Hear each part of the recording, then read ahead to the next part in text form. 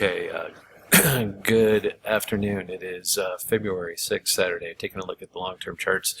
For the first time, the monthly charts are actually getting a break. We've spent a lot of time here now, going back to November of 2014, where we've really been in this zone from 4,000 up to 4739 was the high at the end of 2015.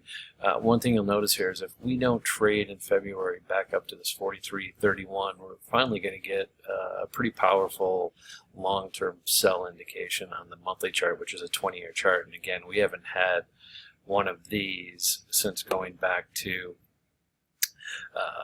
the '07 period. So that was the first indicator, late '07, early '08. You can see it back in here when that came.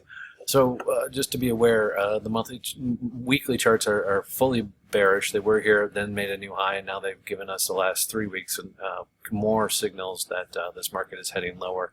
All rallies still should be sold on the longer term trend, and you can see the top heaviness on the profile. The daily chart, again, a little bit oversold. Might come back into that 44.28 area, but once this thing, if it were to break 3,900 and get to that 20% lower, this is just kind of a big picture. So the charts are changing a little bit on the long term. Let's go to the midterm. And on the 3-month chart here to the left, we're very oversold, testing the low that we saw early part of 2016. They tried Friday, but they couldn't even get to that number, but they did close them low. 40.19 is the new closing low actually for the year. So that was a new closing low, which a lot of people really aren't talking about. That was a spike low during the day, and we turned around that day, but we really couldn't turn it around Friday, and we really couldn't push off and sell. So we're seeing some divergence on the RSI. A little bit right now, but that doesn't mean we can't go lower. This low in here still seems to be the exaggerated move on RSI, and that was much higher in price, around 44.50.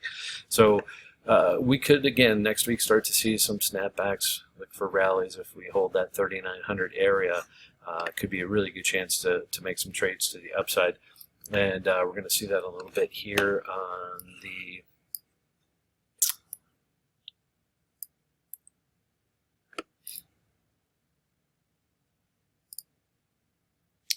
short-term charts. Again, you can see here that we're starting to rally a little bit, and we started to a little bit on Friday, but we couldn't really bounce. So all the charts here are still very bearish, but too late to be piling on to a new short if you haven't been short. That 3.5% sell-off Friday was significant, severe. Let's just really quickly go to the oil chart so you can see that also. And oil again rushed up to 33 after falling hard early in the week, traded down to that 29.40 level, and then had a huge rally all the way up to 33.60 and then sold off again. But this really wasn't leading us for the first time in a long time on Friday. So something to be aware of, that you're starting to see the decoupling of oil and the indices. The indices are pushing low, and just kind of along with that, the S&P also is not really has only pushed off about half of the whole move here. It went from, pull this up, pull up an hour chart just so you can see. We went from 1804 again up to 1940, 140 points, let's call it, and we've just pulled back right to that 50% retrace, 1870. So Nasdaq leading us, oil not really leading us right now, and the S&P again oversold. Could see a rally this week, so be on the lookout for that, and we'll see you on the backside. Hey, listen, if you're having some trouble with your confidence and you want to get your game going with trading, come work with us for a week here at the Market Profile Trading Academy. It's really about being comfortable, knowing when to play, when not to play, which side to play on, establishing those risk levels, and trading as a business. So let's talk about that.